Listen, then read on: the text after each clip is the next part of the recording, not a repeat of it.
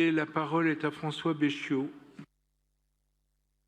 Monsieur le maire, mes chers collègues, la délibération qui nous est soumise aujourd'hui est bien plus qu'une simple mise à jour réglementaire.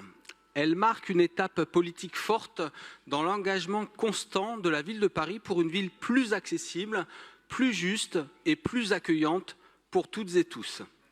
La loi du 11 février 2005 a posé un cadre juridique clair, celui de l'égalité des droits et des chances pour les personnes en situation de handicap. Et Paris n'a jamais considéré cette obligation comme un minimum à atteindre, mais bien comme un levier pour transformer en profondeur l'espace public. Dès 2012, notre ville s'est dotée d'un plan de mise en accessibilité de la voirie et des espaces publics ambitieux.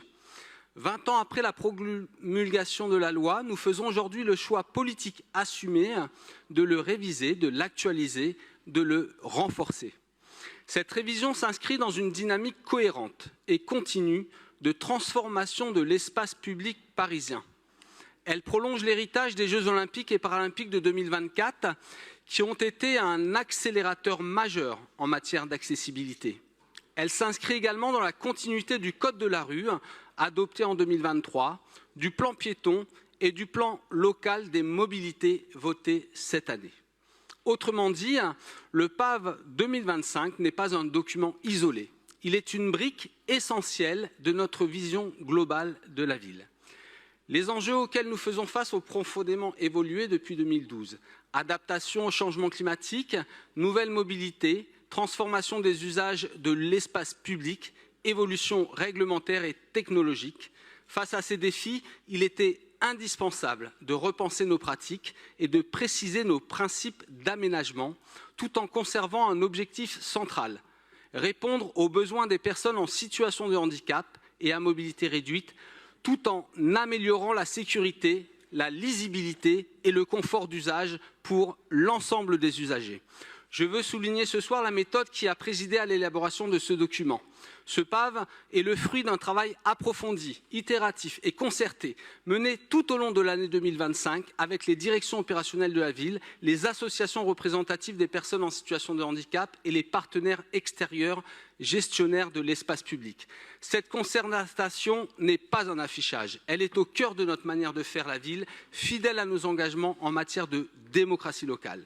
Le document qui nous est présenté aujourd'hui est à la fois stratégique et opérationnel. Il propose une cartographie claire des enjeux d'accessibilité, des principes d'aménagement précis et partagés, des modalités de coordination renforcées entre les acteurs et surtout une programmation concrète à horizon 2035. Dès 2026, un budget de 6,6 millions d'euros est engagé, preuve que nos ambitions se traduisent par des moyens réels. Enfin, ce PAV affirme une conviction forte de notre majorité. L'accessibilité n'est pas une politique sectorielle, mais une culture à faire vivre dans le temps. La gouvernance mise en place avec un comité de pilotage associant les usagers et un suivi annuel garantit une amélioration continue et une capacité d'adaptation aux besoins réels du terrain. Mes chers collègues, le PAV 2025 est un outil indispensable pour construire une ville inclusive, solidaire, durable. En l'adoptant, nous réaffirmons que Paris doit être une ville praticable, lisible, confortable pour toutes et tous, sans exception. C'est pourquoi le groupe majoritaire votera pleinement cette délibération et je vous invite à en faire de même. Je vous remercie. Merci François Béchiot.